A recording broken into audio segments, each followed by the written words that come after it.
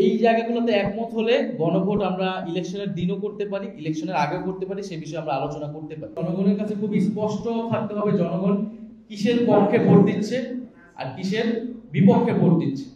সেটার জন্য অবশ্যই অর্ডার এবং গণভোটের প্রশ্ন এটি আগেই প্রকাশ করতে হবে। ধন্যবাদ। জুলাই সনদ নিয়ে আমরা আমাদের অবস্থান বরাবরই স্পষ্ট করেছি। বাংলাদেশে আমরা রাষ্ট্র সংস্কার চাই, পরিবর্তন চাই, গণতান্ত্রিক সংস্কার চাই। সেই প্রেক্ষিতেই গণ অভ্যুত্থানের পর থেকে আমরা নতুন সংবিধান সহ গণপরিষদ এবং রাষ্ট্রের মৌলিক সংস্কারের রূপরেখা আমরা দিয়ে এসেছিলাম, দাবি জানিয়ে এসেছিলাম। একটা গণ অভ্যুত্থানের পরে সবচেয়ে কার্যকর ব্যবস্থা হতো যদি আমরা একটি গণপরিষদ নির্বাচনের মাধ্যমে আমরা একটি গণপরিষদ গঠন করতে পারতাম এবং পাশে নির্বাচনের জাতীয় সংসদ গঠন করতে পারতাম। কিন্তু আমাদের সেই দাবিতে কিন্তু বেশিরভাগ রাজনৈতিক দল সম্মত হয়নি বা তারা সেই বিষয়গুলো বুঝতে পারেনি, এবং তার ফলে কিন্তু এই পরিস্থিতি বারবার জটিল থেকে জটিলতর হচ্ছে। সর্বশেষ গণভোট এবং জুলাই সনদের বিষয় যখন আসলো আমরা ঐক্যমত করেছি, কিন্তু জুলাই সনদ অনুষ্ঠানে আমরা যাইনি, আমরা জুলাই সনদে কিন্তু স্বাক্ষর করিনি। আজকে জুলাই সনদ নিয়ে অনেকে অনেক কথা বলতেছে, জাতির সাথে প্রতারণা হয়েছে, তাদের সাথে প্রতারণা হয়েছে, কিন্তু জুলাই সনদ স্বাক্ষর যখন তারা করে ফেললেন কোনো ধরনের বিবেচনা ছাড়াই, তখন কিন্তু তাদের ভিতরে এই বোধোদয়টা হয়নি। এবং গণ অভ্যুত্থানের নেতৃত্বদের দ্বারা যে রাজনৈতিক দল যারা প্রধানত এই দাবিটা সামনে এনেছিল, তারা যখন সেই অনুষ্ঠানে গেল না, তারা যখন সেই সনদে স্বাক্ষর করলো না, তখন তাদের কাছে মনে হলো না যে এটা জাতির সাথে প্রতারণা হয়েছে অথবা সেখানে জাতীয় অনৈক্য তৈরি হয়েছে। ফলে জাতীয় অনৈক্য জুলাই সনদ যেদিন স্বাক্ষরিত হয়েছে সেদিনই কিন্তু হয়েছিল। এবং আমরা খুবই পরিষ্কারভাবে বলেছিলাম যে পরবর্তীতে সরকার আসলে এটা কিভাবে বাস্তবায়ন করবে সেই বিষয়ে নিশ্চয়তা ছাড়া এই সনদে স্বাক্ষর করার কোনো মানে হয় না। এবং আমরা ঐক্যমত্য কমিশন একটা সুপারিশমালা দিয়েছে, আমরা সুপারিশমালাকে ইতিবাচক হিসেবে দেখেছি। প্রস্তাব 1-এর সাথে আমরা সমর্থন জানিয়েছি। সরকার এখনো তাদের অবস্থান ব্যক্ত করেনি, সরকার আলটিমেটলি কি করতে যাচ্ছে।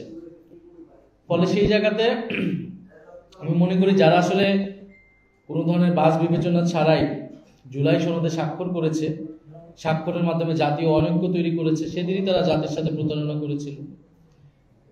ফলে এখনো সুযোগ আছে। আমরা চাই যে ঐক্যবদ্ধভাবেই এই জুলাই সনদ বাস্তবায়নের মাধ্যমে, এটার আইনি ভিত্তি দেওয়ার মাধ্যমে ফেব্রুয়ারিতে নির্বাচন হবে। তবে এখানে কিছু আশঙ্কা দেখা যাচ্ছে। আমরা যে দাবিগুলো সামনে এনেছিলাম জুলাই সনদকে কেন্দ্র করে, এখন দেখা যাচ্ছে যে গণভোট আগে হবে না পরে হবে, নির্বাচনের সাথে হবে না নির্বাচনের আগে হবে, এটাকে আবার প্রধান ইস্যু করে আনা হয়েছে। এটা মূলত জামায়াতে ইসলাম তারা নিয়ে আসছে, এবং এটাও একটা ভুল রাজনীতি। এবং আমরা যেটা আগেও অভিযোগ করেছিলাম, যেখানে আমাদের দাবি ছিল উচ্চকক্ষে পিয়ার, 2 কক্ষে পিয়ারের দাবিটাকে এনে এটা ইস্যুটাকে ঘুরিয়ে দেওয়ার একটা চেষ্টা চালানো হয়েছে। এই একই চেষ্টা এখনো চালানো হচ্ছে। সনদে কি কি সংস্কার হবে, কি কি প্রস্তাবনা থাকবে এবং সেটার আইনি ভিত্তিটা কিভাবে হবে, ডক্টর ইউনূস সেটা আদেশ জারি করবে কিনা, এগুলো হলো প্রধান ইস্যু, প্রধান তর্কের জায়গা।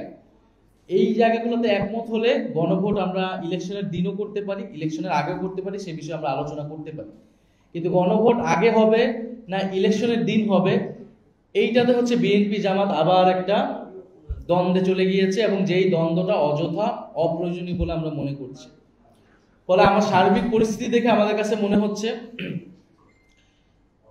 যে বিএনপি তো পুরো ঐক্যমত্য কমিশনের শুরু থেকে মৌলিক যে বিষয়গুলো ছিল সেখানে নোট অফ ডিসেন্ট দিয়েছে, বিরোধিতা করার চেষ্টা করেছে। ফলে সংস্কারের পক্ষে তারা কতটুকু আছে এ বিষয়ে জনগণের ভিতরে প্রশ্ন আছে, আমাদের কাছেও প্রশ্ন আছে। আবার অন্যদিকে জামাতের কার্যক্রমে মনে হচ্ছে যে তারা নির্বাচনকে পেছানোর কোনো অভিসন্ধি তাদের আছে কিনা, দুরভিসন্ধি আছে কিনা। ফলে একদল সংস্কারকে ভেস্তে দিচ্ছে, আরেক দল নির্বাচনকে পেছানোর চেষ্টা করছে। সার্বিক পরিস্থিতিতে আমাদের মূল্যায়ন এটাই। তবে আমরা এই দুইটার কোনোটাই চাই না। আমরা চাই যথাসময়ে নির্বাচন হবে ফেব্রুয়ারিতে, এবং জুলাই সনদেরও আইনি ভিত্তি পাবে এবং বাস্তবায়ন হবে। সেই জায়গায় এই দুইটি দল সহ যারা সকল রাজনৈতিক দলের প্রতি আমাদের আহ্বান থাকবে, তারা যাতে এক জায়গায় আসে, ঐক্যবদ্ধভাবে আমরা এই পরিস্থিতির উত্তরণ ঘটাতে চাই। এবং জুলাই সনদে যদি নোট অফ ডিসেন্ট থাকে, সবগুলো দলের নোট অফ ডিসেন্ট রয়েছে, আমাদেরও দু একটা ইস্যুতে নোট অফ ডিসেন্ট আছে, তাহলে আসলে কোনো জিনিসই তো আসলে বাস্তবায়ন হবে না। নোট অফ ডিসেন্ট তার একটা সিদ্ধান্ত গ্রহণের পরে তার বিরোধিতা ছিল, সেই ঐতিহাসিক ডকুমেন্টেশনের জায়গা থেকে সেটা রাখা হয়েছে, কিন্তু এটা আসলে গণভোটে এটার কোনো ইফেক্টিভনেস থাকবে না। যদি নোট অফ ডিসেন্টই থাকে বা যার যার ইস্তিহারে থাকে, সেই এটা এসে বাস্তবায়ন করবে তার মতো, তাহলে গণভোটেরও প্রয়োজন হয় না, পুরো ঐক্যমত প্রক্রিয়ার যে এতদিন সেটারও কোনো প্রয়োজন হয় না। ফলে আমরা যে মৌলিক সংস্কারের যেই জায়গাগুলোতে ঐক্যমত হয়েছে, ঐক্যমত কমিশন প্রস্তাবনা দিয়েছে, উচ্চকক্ষ বিহারের বিষয়, তত্ত্বাবধায়ক সরকারের বিষয়, সাংবিধানিক প্রতিষ্ঠানগুলোতে নিয়োগের বিষয়, বিচারপতি নিয়োগের বিষয়, এই সার্বিক বিষয়গুলোতে আমরা মনে করি যে গণভোটে যাওয়া উচিত। এবং সরকার এই গণভোটটা কিভাবে মানে কি প্রশ্ন সেখানে রাখবে সেটা হয়তো সরকার বিবেচনা করতেছে, তবে আমাদের কাছে ঐক্যমত কমিশনের প্রস্তাব 1 যেটা, সেটা আমরা সমর্থন করে আসছি। আর দ্বিতীয়ত, গণভোট ইলেকশনের দিন হতে পারে, ইলেকশনের আগেও হতে পারে, তবে এটা কোনো মেজর ইস্যু বলে আমরা মনে করি না। বরং এই ইস্যুতে আসলে বিরোধিতা বা তর্কের জায়গা নয়, বরং এটা সরকারের উপর ছেড়ে দেওয়া উচিত, নির্বাচন কমিশনের উপর ছেড়ে দেওয়া উচিত, তাদের ক্যাপাসিটি কতটুকু আছে আইন শৃঙ্খলা থেকে শুরু করে। তবে যদি আগে করা সম্ভব হয়, এটা আগে হলে ভালো। তবে যদি সরকার একেবারেই সেই সক্ষমতা না থাকে, অপারগত থাকে, সেটা হয়তো সবাই আমরা বিবেচনা করতে পারি। তবে জুলাই সনদ অবশ্যই এবং অবশ্যই ডক্টর মোহাম্মদ ইউনূসকে জারি করতে হবে। জুলাই সনদ যদি প্রেসিডেন্ট, তথাকথিত প্রেসিডেন্ট যিনি আছেন তার থেকে জারি হয়, প্রেসিডেন্ট অফিস থেকে জারি হয়, তাহলে এই জুলাই সনদের কোনো আইনি এবং রাজনৈতিক ভিত্তি তৈরি হবে না। বরং জুলাই গণ অভ্যুত্থানের নামে, জুলাই গণ অভ্যুত্থানের আকাঙ্ক্ষার বিরুদ্ধে কফিনে তার শেষ পেরেক মারা হবে এটি, যদি প্রেসিডেন্ট চুপ্পু এই আদেশ জারি, তার কোনো ধরনের রাজনৈতিক ইভেন কি আইনি সাংবিধানিক বৈধতাও নেই এই ধরনের কোনো আদেশ জারি করার। ফলে এটা অবশ্যই প্রধান উপদেষ্টা প্রফেসর মোহাম্মদ ইউনূসকে এই আদেশটি জারি করতে হবে। আর নির্বাচনের বিষয়ে যেটা বলছেন, আমরা নির্বাচন এবং সংস্কারকে দুটি সেপারেট মানে কার্যক্রম হিসেবে দেখতেছি। তবে এই জায়গায় ঐক্যের জায়গাটা হচ্ছে, যদি সংস্কারের পক্ষে কেউ না থাকে তাহলে তাদের সাথে আমাদের জুটে যাওয়া সম্ভব নয়, এটাও আমরা বলে আসছি। আমরা আমাদের মতো প্রস্তুতি নিচ্ছি। যদি আমরা দেখি যে আমাদের যে মৌলিক দাবিগুলো রয়েছে, সংস্কার এবং বাংলাদেশকে নতুনভাবে গড়ে তোলা, আওয়ামী ফ্যাসিবাদ থেকে একেবারে বাংলাদেশকে বের করে আনা, বৈদেশিক আধিপত্যবাদ থেকে বের করে আনা এবং একটা অন্তর্ভুক্তিমূলক গণতান্ত্রিক বাংলাদেশ, এই দাবিগুলোর সাথে যদি আমরা দেখি যে কাছাকাছি আছে, এরকম দলের সাথে আমাদের যদি ঐক্যবদ্ধ হতে হয় বা কোনো ধরনের সমঝোতায় যেতে হয়, তাহলে সেটা আমরা বিবেচনা রাখবো। সেই দরজাটা আমাদের জন্য খোলা আছে, কিন্তু এখনই কিন্তু কোনো সিদ্ধান্ত চূড়ান্ত হয়নি।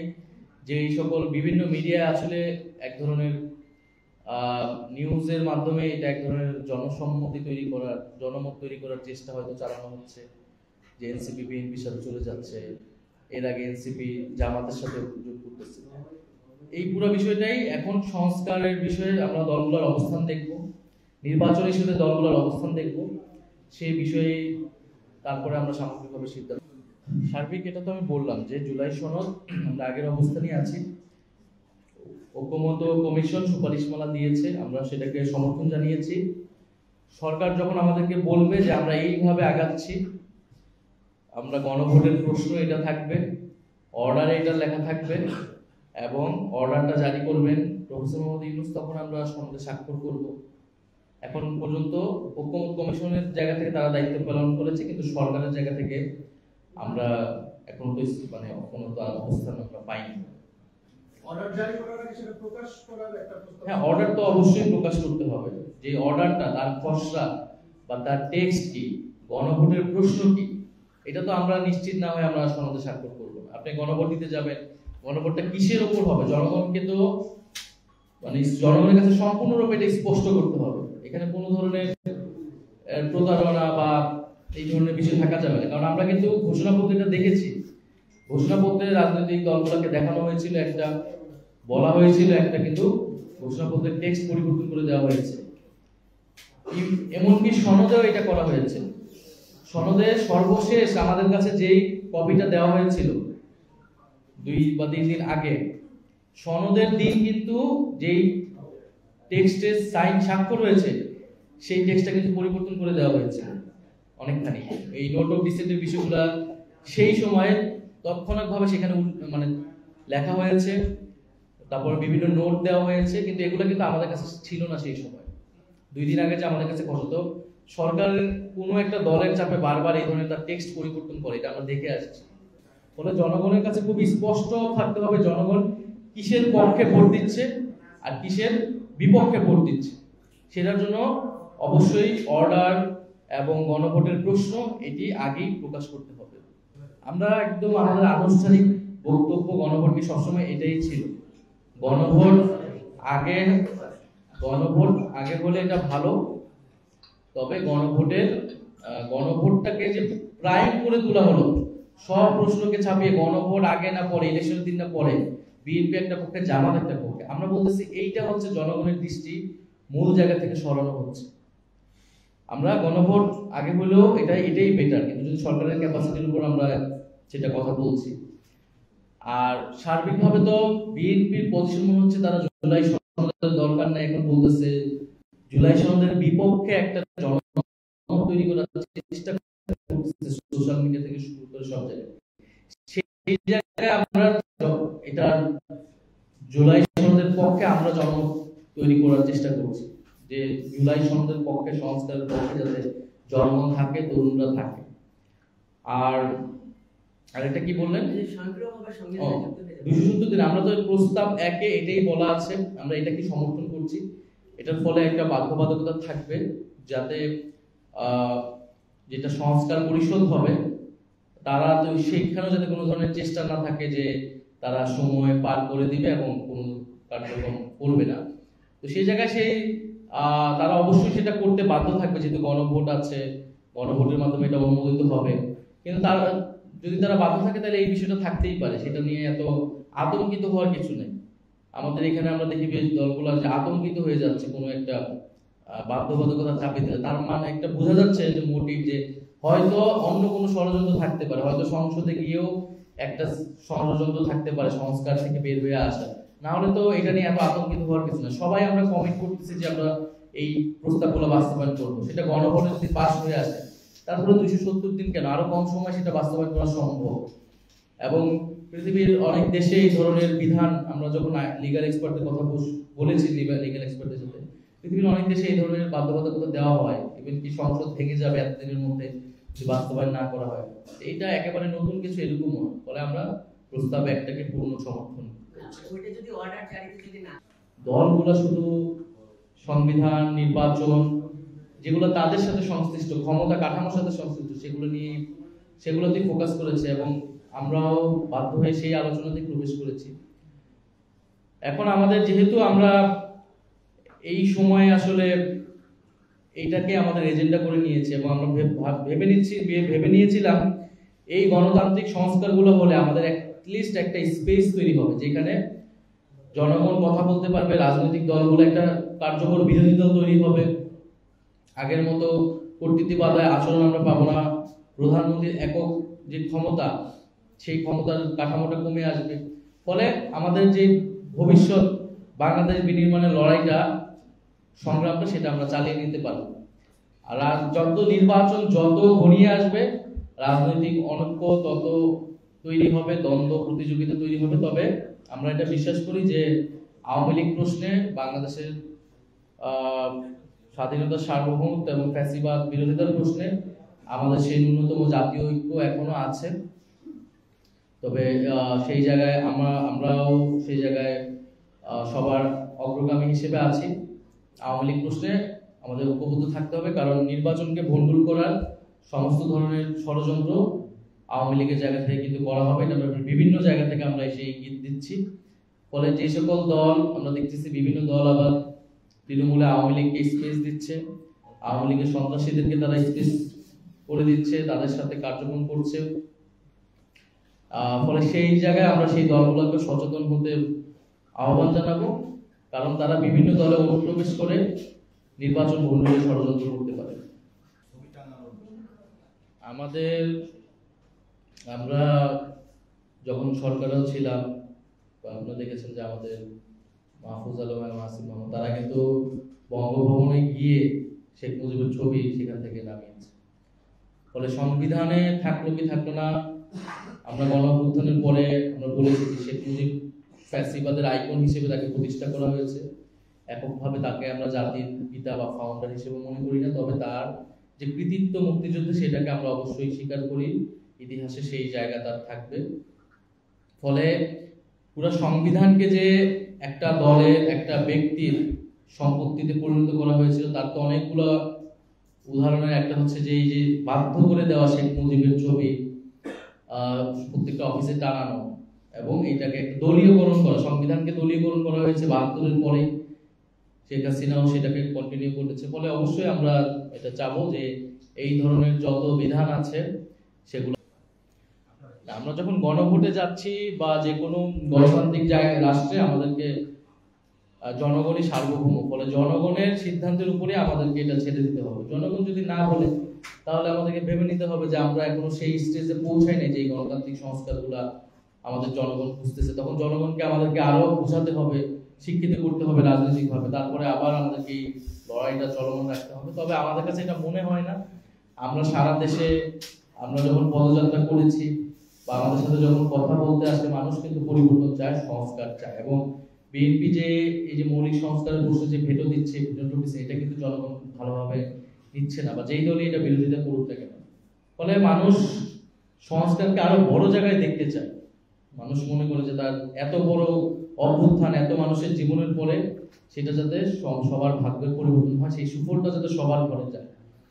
ফলে সেইখানে মানুষ অবশ্যই সংস্কারের পক্ষে থাকবে বলে আমরা বিশ্বাস করি। এবং যারা বিরোধিতা করতেছে, আমরা এটা মনে করি যে তাদের তৃণমূলের নেতাকর্মীরাও সংস্কারের পক্ষেই থাকবে। কারণ এটা মানে আওয়ামী লীগ ছাড়া বা দেশের এই মুহূর্তে যারা পরিবর্তন চায় না, অগ্রযাত্রা চায় না, এরকম শক্তি ছাড়া বাকি সবাই গণভোটের বা এই জুলাই সনদের পক্ষেই থাকবে। জুলাই সনদে তো স্বাক্ষর করে নিয়েছে, এখন সামনের দিনে কি স্বাক্ষর করার সুযোগ আছে, বা আপনারা কি স্বাক্ষর করবেন কোন প্রক্রিয়ায়? আমরা যে ঐকমত্য সরকার যখন বলবে যে কোন প্রক্রিয়া তারা অর্ডারটা দিচ্ছে, অর্ডারে কি লেখা থাকছে, গণভোটের প্রশ্ন কি হচ্ছে, আমরা যদি দেখি এটাতে আমাদের দাবিগুলো প্রতিফলিত হয়েছে, তখন আমরা স্বাক্ষর করব। আমরা তো বিচারের বিষয়টাকে এই জন্য সামনে আনছি, কারণ আওয়ামী লীগের বিষয়টা বিচারিকভাবেই সমাধান করতে হবে। আর আমি নিজেও ট্রাইব্যুনালে সাক্ষ্য দিয়ে এসেছি এবং সরকারকে আমরা বলেছি বিচারের একটা রোড ম্যাপও যাতে সরকার দেয়। এবং দল হিসেবে বিচারের যে উদ্যোগ ট্রাইব্যুনাল থেকে নেওয়া হয়েছে, আমরা সেটাকে সমর্থন জানাই। কারণ আমরা মনে করি এই যে গণহত্যা, এটা আসলে দল হিসেবে আওয়ামী লীগ অপরাধ করেছে, কেবল ব্যক্তি হিসেবে শেখ হাসিনা নয়। ভারতের বিষয়ে আমরা এটা আমাদের অবস্থান, আমরা মনে করি যে ভারত বাংলাদেশে আওয়ামী লীগকে সমর্থন দিয়েছে।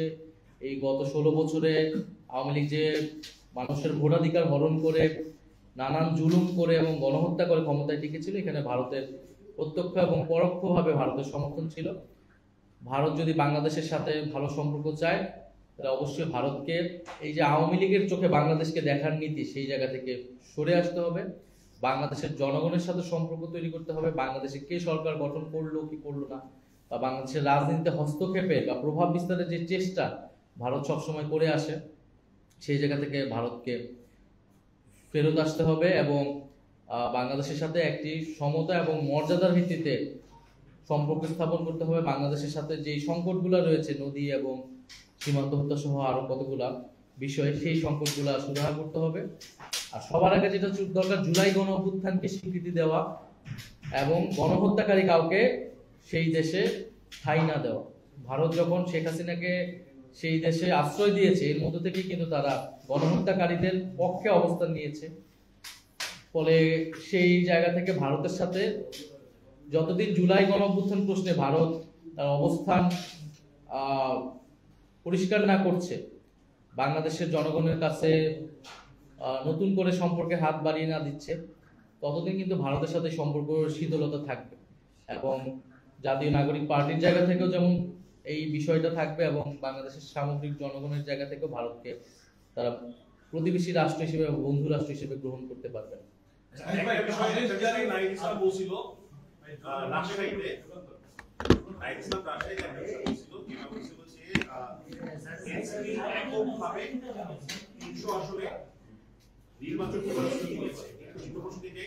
এককভাবে নির্বাচনের প্রস্তুতি নেওয়ার যেই মানে সেটা আসলে কত দূরে?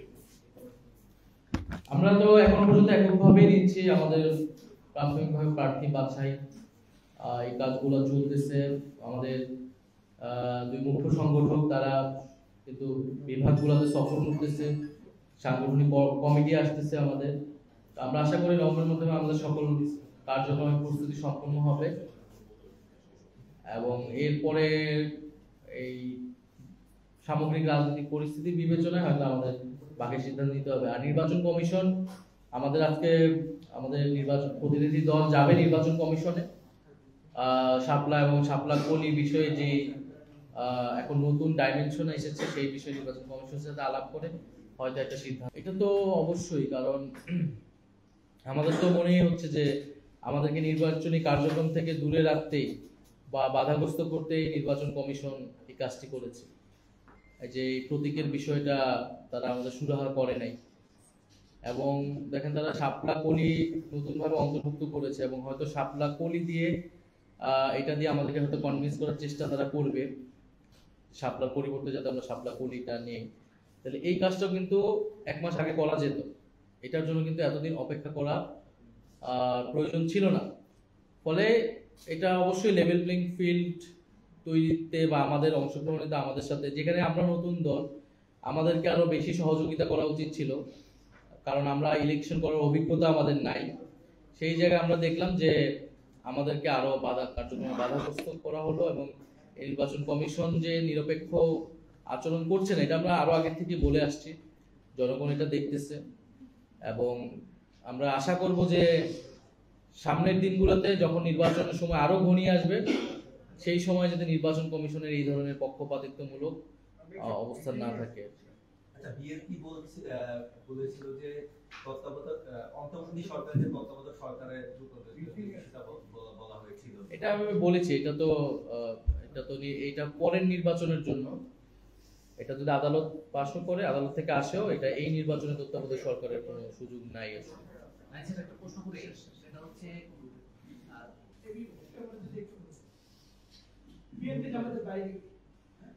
আমরা আমাদের সাথে আলোচনা চলতেছে, এই যে দলগুলোর কথা আপনারা বললেন, বা বিএনপি জামাতের বাইরে যারা আছে,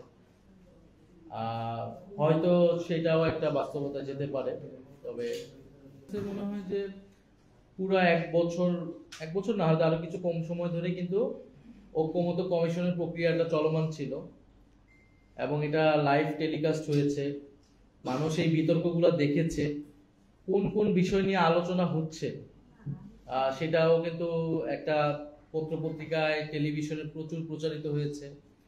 এবং এখানে তো আসলে শুধু সংবিধান সম্পর্কিত বিষয়গুলো যাবে, এবং এই সামগ্রিক বিষয়টাকে হয়তো সরকার আরো 8-10টা মেজর বড় বড় প্রশ্নে নিয়ে আসার চেষ্টা করতেছে। এবং যদি নির্বাচনের আগে সেটা ব্যাপক ভিত্তিকভাবে প্রচারণা হয়, জনগণের কাছে সহজভাবে স্পষ্টভাবে আমরা প্রচারণা করি সরকারের জায়গা থেকে, রাজনৈতিক দলগুলোর জায়গা থেকে, তাহলে এটা অবশ্যই আমরা মনে করি সম্ভব। এখন এটা যে সবচেয়ে বেস্ট উপায়, এটা কিন্তু আমরা বলতেছি না। আমরা বলতেছিলাম যে সবচেয়ে বেস্ট উপায় হচ্ছে গণপরিষদ করা। গণপরিষদ হতো, গণপরিষদে বিতর্ক হতো, মানুষ পুরো সময়টাতে এটা পার্টিসিপেট করতো, এবং আমরা একটা নতুন সংবিধানের মাধ্যমে একটা নতুন ভাবে যাত্রা শুরু করতে পারতাম। এখন সেই সাহস তো বাংলাদেশের রাজনৈতিক দলগুলা দেখাতে পারে নাই তারা, এবং তাদের নানাভাবে পুরনো কাঠামোতে থাকার কোনো একটা ইচ্ছা আছে বলেই 72-এর সংবিধান প্রীতি আমরা অনেকের ভিতর দেখেছি। ফলে তারা সেই আগের জায়গায় যখন তারা এই জায়গায় এসেছে, তখন গণভোট কিন্তু একটা মন্দের ভালো হিসেবে নেওয়া হয়েছে। আপনার কাছে তো এর থেকে ভালো অপশন এই মুহূর্তে নাই। নির্বাহী আদেশে 9টা বিষয় বাস্তবায়নের কথা বলা হয়েছে। এটা ইউনিট সরকার যদি বাস্তবায়ন করে যায় নির্বাহী আদেশ, এটা পরবর্তীতে কোনো ঝুঁকির সৃষ্টি করবে কিনা সংবিধানে? না, যেগুলো নির্বাহী আদেশে করতে হবে সেগুলো নির্বাহী আদেশেই করতে হবে। পরবর্তী সংসদ বা পরবর্তী সংস্কার পরিষদ যারা সরকার বিরোধী দল তাদের উপর তো অনেক কিছুই নির্ভর করবে। এই এই সময়টাকে তারা কিভাবে বৈধতা দিবে, কিন্তু যদি তারা এই জিনিসগুলো বৈধতা না দেয়, তখন তো তারা জনরোষের সম্মুখে পড়বে। যখন যদি এই সংস্কার, এই আমলে করা সংস্কার প্রস্তাবগুলো তারা বাতিল করে দেওয়ার চেষ্টা করা হয়, তবে যেগুলো মৌলিক সংস্কার এবং সংবিধান সম্পর্কিত সেগুলোতে আমরা কোনো ধরনের ঝুঁকি নিতে চাই না। এই কারণে আমরা আইনি বাধ্যবাধকতা বা জুলাই সনদের আইনি ভিত্তির কথাটা জোর দিয়ে বলে আসছি। বড় একটি রাজনৈতিক দলের বিষয়ে বলতেছে যে ইউনিট সরকার যে আদেশ জারি করবেন সংবিধান সংস্কারের জন্য, এটা তাহলে ভিত্তিতে কি দাঁড়াবে? জুলাই গণ অভ্যুত্থানই তাদের ভিত্তিটা দাঁড়াবে। জুলাই গণ অভ্যুত্থানের কারণেই তো পূর্ববর্তী সরকার উৎখাত হয়েছে এবং একটা এই সরকার নতুন করে গঠিত হয়েছে, এবং সংস্কারের পুরো আলাপটাই হচ্ছে, তার বৈধতার উৎসটাই হচ্ছে জুলাই গণ অভ্যুত্থান। গতকালকে একজন জুলাই যোদ্ধা কেউ বলছে যে আত্মহত্যা করেছে, কেউ বলছে যে অপকৃত বা খুন হয়েছে। যদি খুন হয়ে থাকে সেক্ষেত্রে বর্তমান সরকার, অন্তর্বর্তী সরকার জুলাই যোদ্ধাদের নিরাপত্তা দিতে ব্যর্থ হচ্ছে কিনা? আর জুলাই ঘোষণাপত্রে যেটি উল্লেখ আছে যে জুলাই যোদ্ধাদের পূর্ণ রাষ্ট্রীয়ভাবে আইনি সুরক্ষা দেবে, এই সুরক্ষা দেওয়ার বিষয়টা আসলে কিভাবে দেখবেন?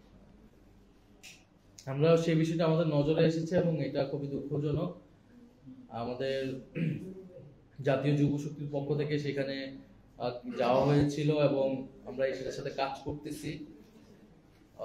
সরকারের জায়গা থেকে অবশ্যই এটা দ্রুতই স্পষ্ট করা উচিত যে সেইখানে রহস্যটা উদ্ঘাটন করা উচিত।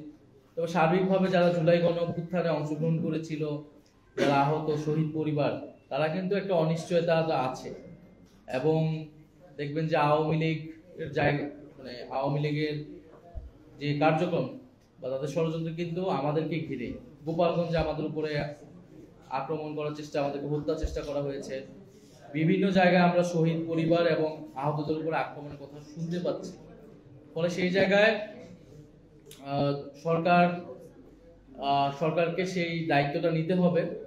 এবং আমরা যেটা বলছি যে সুরক্ষার বিষয়টা হচ্ছে, আসলে সংবিধান বা আইন তো কেবল সুরক্ষা দিতে পারে না, রাজনৈতিকভাবে তাদের সুরক্ষার বিষয়টা আসলে সকল রাজনৈতিক দলেরই কর্তব্য। এটা শুধু এনসিপির কর্তব্য না, এটা বিএনপি, জামাত, ফ্যাসিবাদ বিরোধী সকল দলগুলোরই কর্তব্য। এলাকায় এলাকায় যারা সন্ত্রাসী কার্যক্রম করেছিল তাদেরকে বিচারের আওতায় আনা। কিন্তু আমরা দেখেছি যে এই দুঃখজনকভাবে হলো সত্য, 5ই আগস্টের পরে বিভিন্ন ভুয়া মামলা হয়েছে। মামলাগুলোর এবং যারা বিভিন্ন সন্ত্রাসীদের যখন গ্রেফতার করা হয়েছে তাদেরকে জামিন দেওয়া হয়েছে। আমরা দেখতেছি যে উচ্চ আদালতে বিচারপতি, বিভিন্ন বিচারপতিদের প্রশ্ন এসেছে যে তারা একদিনে জামিন দিয়ে যাচ্ছে এত সংখ্যক। ফলে এই বিষয়গুলোতে আমরা এই জন্য বলেছি সরকারকে যে বিচারের একটা রোডম্যাপ নির্বাচনের আগে যাতে সরকার ঘোষণা করে, তাইলে এটা একটা নিশ্চয়তার জায়গা তৈরি হবে। আচ্ছা, আমার একটা প্রশ্ন, নির্বাচনের জন্য কতটা প্রস্তুত এনসিপি, আর হচ্ছে কত আসনের প্রার্থী দেবেন, আর আপনি নিজে কোন আসন থেকে বলবেন? আমি যেহেতু ঢাকার সন্তান, আমাকে তো ঢাকা থেকেই হতো। আর আমরা এখন পর্যন্ত আমরা 300 আসন ধরেই আগাচ্ছি। আমরা হয়তো এই মাসেই আমাদের প্রার্থী তালিকা চূড়ান্ত করলেই তখন আসলে আমাদের কে কোথা থেকে দাঁড়াচ্ছে এটা দেখতে পারবেন। আর আমাদের তো মোটামুটি যারা অনেকেই কাজ করতেছে যার যার এলাকায়, সেটা আপনারা খোঁজ খবর পাচ্ছেন কে কোন এলাকায়।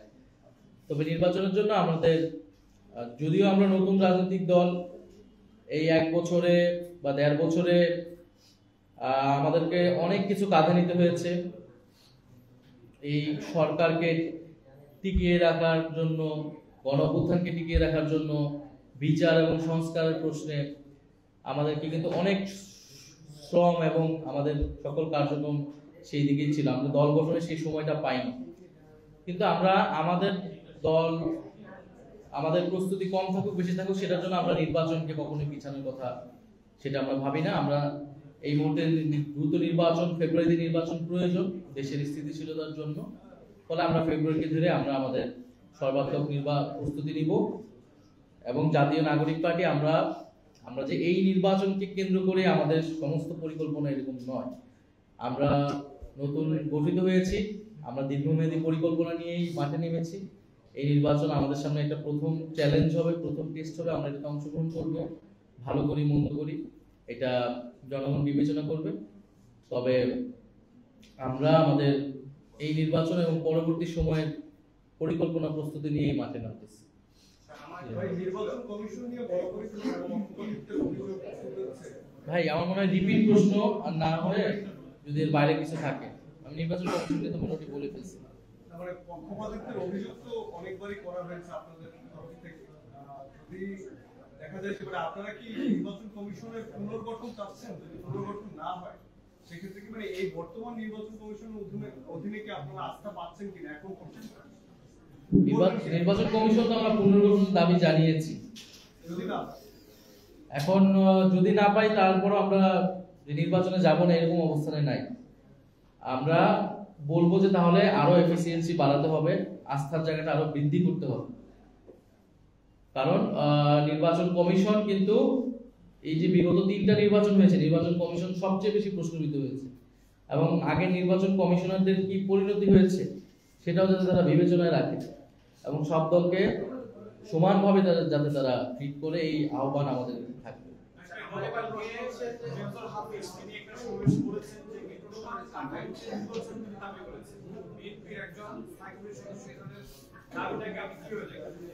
এটা আমরা খুবই নেতিবাচক হিসেবে দেখি।